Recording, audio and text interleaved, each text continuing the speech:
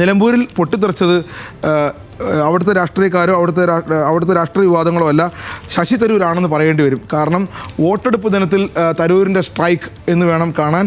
കോൺഗ്രസ് ഒരുപക്ഷെ ജയത്തോളം എത്തി നിൽക്കുന്നൊരു തെരഞ്ഞെടുപ്പാണ്, എളുപ്പം ജയിക്കാൻ കഴിയുന്നൊരു തെരഞ്ഞെടുപ്പാണെന്ന് കോൺഗ്രസ് തന്നെ വിചാരിക്കുന്നുണ്ട്.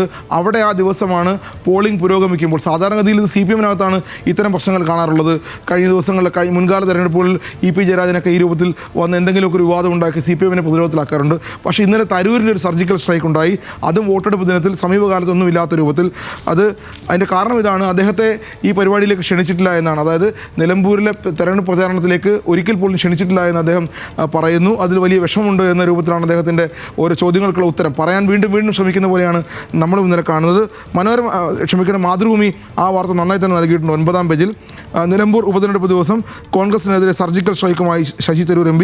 നിലമ്പൂരിലേക്ക് തന്നെ ആരും ക്ഷണിച്ചിട്ടില്ലെന്നും തൻ്റെ ആവശ്യം അവിടെ വേണ്ടതില്ലെന്നാണ് കരുതിയതെന്നും തരൂർ പറയുന്നു. ഒരുപക്ഷെ അത് തരൂർ വിഷമം കൊണ്ടാണോ പറയുന്നത് അറിയില്ല. എന്നാൽ പോലും വിദേശത്ത് പോയി മടങ്ങി വന്ന തരൂർ ആദ്യമായി കേരളത്തിലെത്തി മാധ്യമങ്ങളെ കണ്ടപ്പോൾ തൻ്റെ പ്രതികരണം ഈ രൂപത്തിൽ തന്നെ വേണമെന്ന് അദ്ദേഹം ആഗ്രഹിച്ചിട്ടുണ്ടാകുമെന്ന് വിചാരിക്കുന്നു.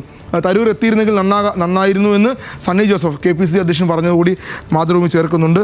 ഇതൊരു പൊളിറ്റിക്കൽ വാർത്ത ആയതുകൊണ്ട് ദേശാഭിമാനി വളരെ നന്നായിട്ട് തന്നെ ആഘോഷിച്ചിട്ടുണ്ട്. അത് നിലമ്പൂരിൽ അടുപ്പിച്ചിട്ടില്ല, കോൺഗ്രസിനെ വെട്ടിലാക്കി തരൂർ ക്ഷണിക്കാൻ ആരുടെയും സംബന്ധമല്ലെന്ന് രാജ്മോഹൻ ഉണ്ണിത്താൻ പറഞ്ഞുകൂടി പറയുന്നുണ്ട്. രാജ്മോഹൻ ഉണ്ണിത്താൻ ഇത് പറയുമ്പോൾ തന്നെ അദ്ദേഹത്തെ ഇന്നലെ KPCC വിലക്കി എന്നൊരു വാർത്ത കൂടി പുറത്തു വരുന്നുണ്ട്. എന്തായാലും വരും ദിവസങ്ങളിൽ ഇത് വലിയ ചർച്ചയാകും. കാരണം നിലമ്പൂർ തെരഞ്ഞെടുപ്പ് ഇന്ന് ഈ 2 ദിവസം കഴിയുമ്പോൾ റിസൾട്ട് വരും.